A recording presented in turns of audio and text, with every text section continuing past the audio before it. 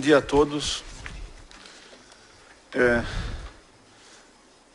Eu naturalmente tenho uma tendência a ser pouco formal, mas eu acho que pelo número de pessoas e pelo espírito, principalmente pelo espírito delas, a gente pode abdicar da formalidade, e eu vou pedir depois que o professor Nilson, que montou essa mesa, apresente cada pessoa que foi escolhida para vir aqui, com dados seus perfis, qualidades e competências.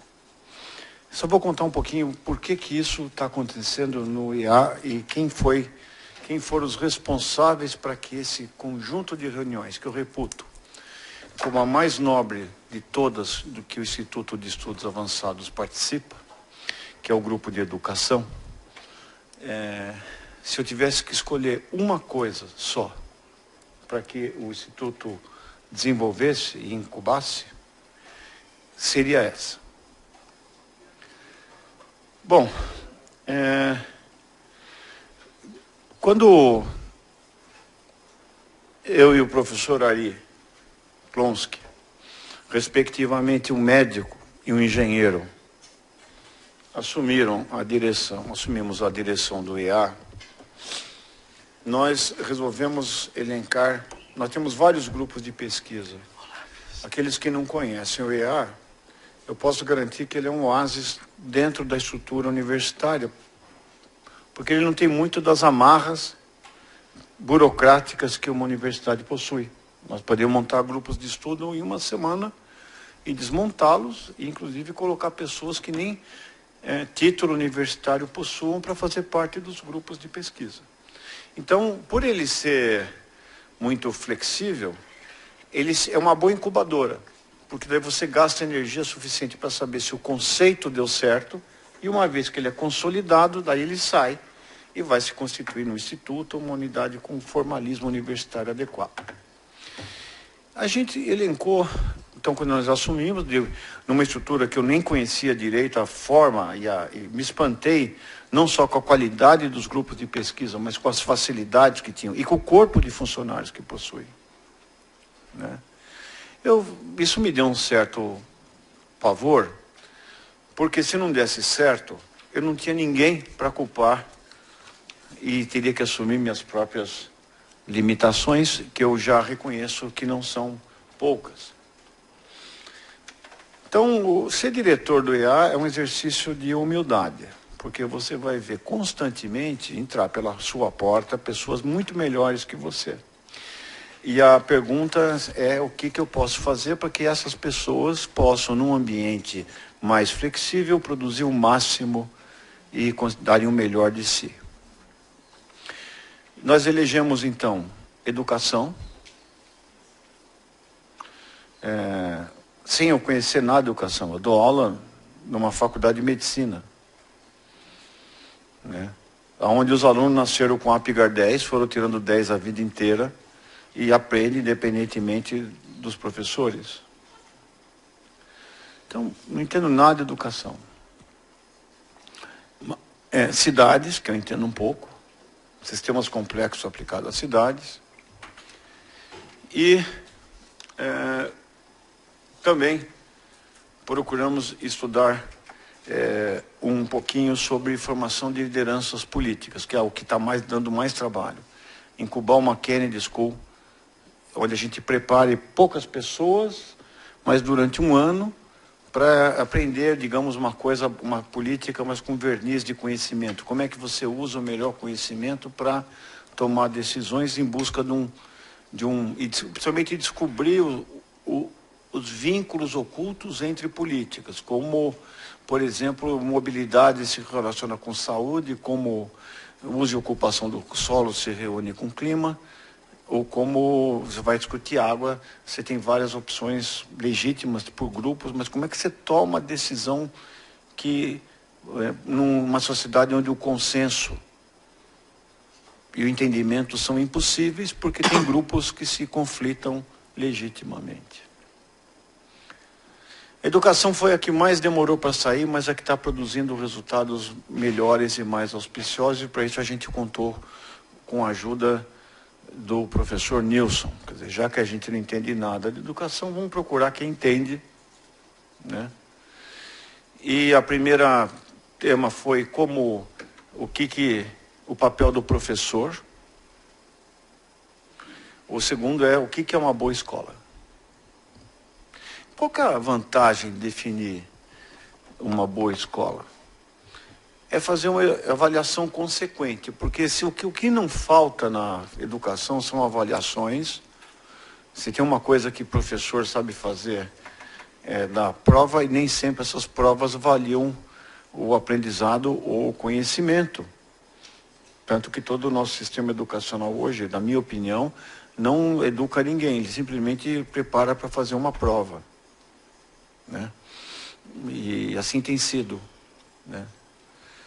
Então, o que caracteriza uma escola? Quais são os domínios ou conteúdos que uma escola é boa? Porque daí, se tem esta figura de alguns indicadores que sejam constitutivos, sejam de fato fundamentais, né?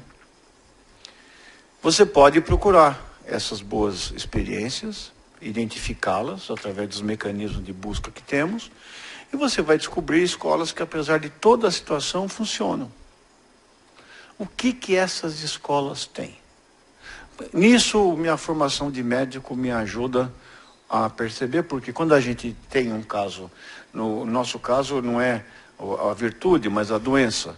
Se você tem um doente e tem outros dois, e você quer saber o que caracteriza essa, como primeira abordagem, os fatores que levaram essa pessoa a adoecer, você compara com alguns controles pareados por região, por formação, por idade, por gênero, e sim, por tudo. E aí você vai vendo como se fosse um estudo, no fundo tem muito da antropologia. Tem ciência dura, mas também tem valores, práticas, tem qual e quanto e tudo misturado. Então, será que é possível fazer isso? Será que a gente pode identificar? Será que a gente tem que importar da Coreia? Nós temos que importar da Finlândia? Né? Esquecendo que o objeto não é a escola, e sim a pessoa. Como é que você educa, como é que você forma pessoas com os nossos valores culturais, nossos princípios, nossas oportunidades, nossas circunstâncias.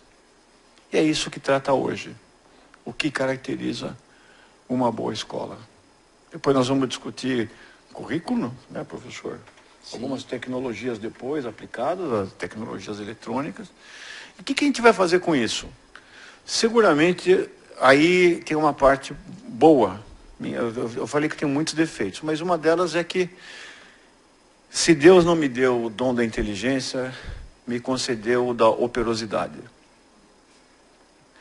Né? Então, uma vez que essa avaliação tem que ser consequente, nós colocamos gente capaz aqui dentro, ela se der ao trabalho de uma forma generosa, compartilhar toda a sua condição. Isso aqui é um sistema que não tem, nós colocamos que não tem viés,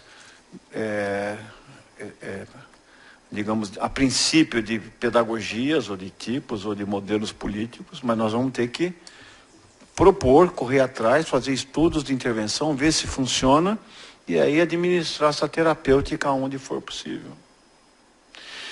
Nós temos que usar a USP, a ideia é que a USP não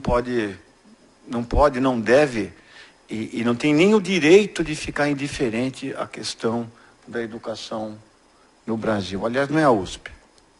Todo mundo que teve o privilégio de ser educado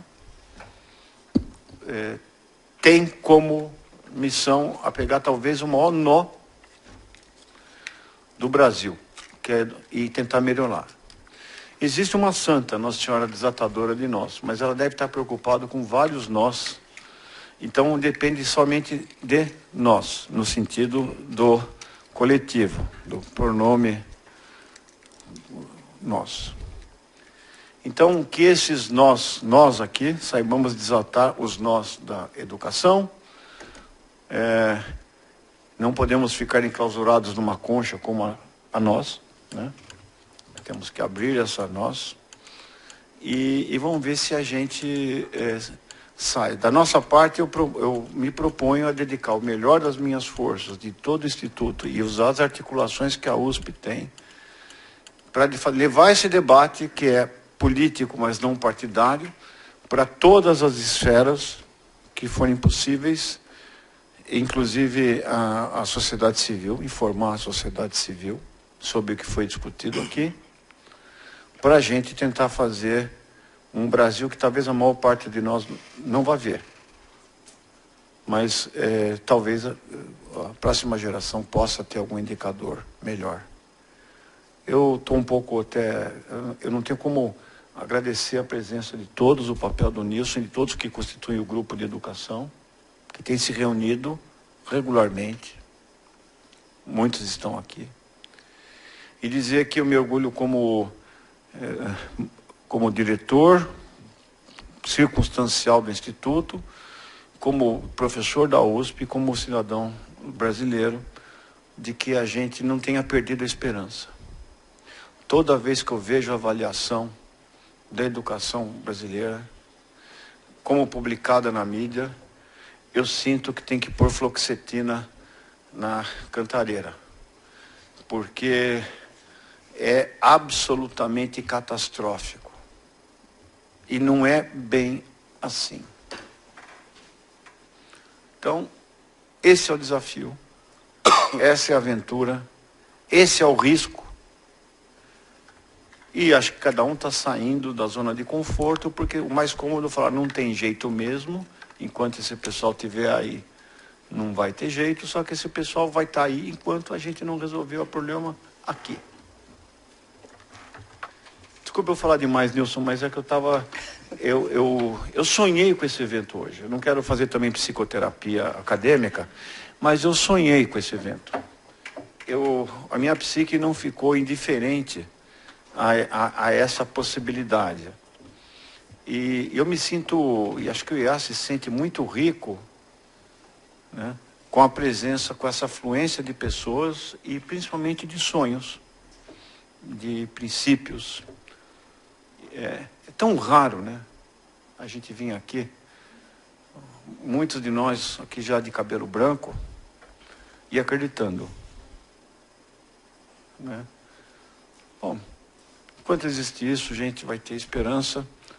E agora que já falamos do sonho, vamos ao feijão, como diria o Eurígenes Lessa, e contrabalançar o que, enquanto de sonho pode ser materializado com o feijão e o tipo de feijão e os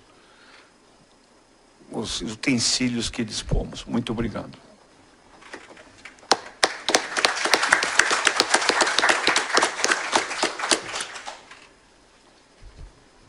Muito bom dia a todos. Eu agradeço as palavras iniciais do professor Saldiva, agradeço a iniciativa que ele teve, tão logo assumiu a direção do EA, de criar um grupo que se debruçasse sobre os problemas da educação.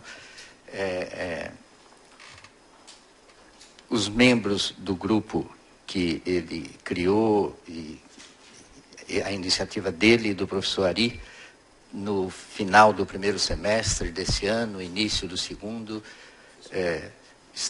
as pessoas estão aqui, o professor Lino, a professora querida, a professora Ivone, de décadas de convivência aqui no IEA, não é, professora? O professor Eli, a Helena, que ainda não chegou, e o Hélio, que também está para chegar. Então, é um privilégio participar desse grupo. A proposta de trabalho que foi feita levou o grupo à proposição, né, à organização de 5 seminários sobre questões, como bem disse o professor Saldiva, questões sobre as quais há um aparente consenso. Não há qualidade na educação do Brasil. Parece que isso é um consenso, mas, na verdade, é preciso qualificar essa afirmação. De que qualidade a gente está falando, não é? De que educação a gente está falando? É a educação básica? É o ensino superior? É a pesquisa? Não é? E é preciso ultrapassar esse aparente consenso de que as coisas não estão boas, não é? E recuperar de alguma maneira as experiências interessantes que existem. Daí que os 5 seminários tiveram os seguintes temas, mapeando esses problemas maiores a que o professor Saldiva se referiu. O primeiro, que foi realizado em agosto, é sobre a situação do magistério da educação básica, não é? O perfil, a formação, as condições de trabalho. Esse foi o tema do seminário de agosto. O segundo, que está sendo realizado agora, é sobre a ideia de qualidade na educação. O que realmente significa isso? Aparentemente, há um acordo com relação a que a educação, a qualidade não é boa e que precisamos melhorar. Mas a gente está discutindo um pouco o que é isso, não é? Porque é fácil a gente entrar em acordo com relação aos fins, melhorar a qualidade. Mas e os meios, né? A discussão sobre os meios, e há meios que contaminam os fins, não é? Então essa é a discussão que está aqui posta hoje. Nós convidamos a professora Guiomar Namo de Mello e o professor José Renato Nalini, que nesse momento está dando uma aula, acabará a aula às 10 horas em Jundiaí e virá para o evento, indo falar no período da tarde, não é? Os 2 convidados têm uma história relacionada com a qualidade da educação no estado de São Paulo, no Brasil, não é? A Guiomar é uma história muito mais longa, não é? E na década de 80 ela já escreveu livros com qualidade da educação no título, né? Livros que a gente lia e bebia. Tem um trabalho importante na Fundação Carlos Chagas, como docente na PUC de São Paulo, e vai ser para nós muito bom ouvir o que ela tem a dizer a respeito dessa questão. O que é isso, a qualidade na educação no Brasil hoje. Os próximos 3 seminários, são 5 a série, né? Um será no dia 22 de novembro, e tratará do tema tecnologias na educação. Isso é meio, é fim, não é? Isso é parte da solução, mas também parte do problema, não é? Qual é a ideia que se faz do papel da tecnologia na educação? O seminário 4 será sobre os documentos reguladores, os documentos que nos regulam a Base Nacional Curricular, o Plano Nacional de Educação, não é? Os currículos que existem em 23 estados e que aparentemente foram solenemente ignorados na construção da base, não é? Apesar de os estados terem, na sua maioria, um rumo. Então, a discussão do papel dos documentos oficiais nisso, que é a qualidade da educação. E um 5º seminário que é a respeito de experiências inovadoras que vale a pena a gente sentar e conversar a respeito, não é? Que a despeito de todo o cenário desagradável, há experiências muito interessantes que cada um de nós é capaz de identificar aqui e ali, não é? Nesse sentido, nós contamos com a participação, é um privilégio ter a participação da professora Ivone, que participa desse tipo de iniciativa de explorar essas boas escolas que existem, não é? E também da professora Helena, que logo estará aí com a gente. Então, essa é a temática. Nós estamos no 2º dos seminários, não é? E sem mais delongas, não é? Eu vou passar a palavra à professora Guiomar. Eu só posso, depois, só que, como eu vou ter que sair, eu tenho só que dar um último aviso, porque eu voltarei também ao longo do seminário. Bom, no grupo de cidades, nós vamos ter uma reunião agora para discutir, então vou me ausentar, mas eu estarei aqui à tarde acompanhando, e talvez vocês encontrem tempo, porque aconteceu uma coisa insólita, eu também, professor, eu acabei de ver aqui, o Itaú Social está querendo fazer uma reunião conosco no tópico formas de apoiar o grupo de educação. Então nós teremos que talvez nos procurarmos, não sei se isso vai dar jogo ou não, mas existe uma possibilidade, e foi espontâneo deles. Então eu vi agora, então talvez a gente possa incorporar em algum momento, se vamos ou não, e se a gente for, se tem alguma proposta, talvez convidar membros do grupo aí junto dessa reunião para saber exatamente do que se trata, e eu não tenho mais informações para colocar. Obrigado, Saldiva. Bom, apenas para a gente ter uma ideia da organização dos trabalhos, né? A professora Guiomar falará a seguir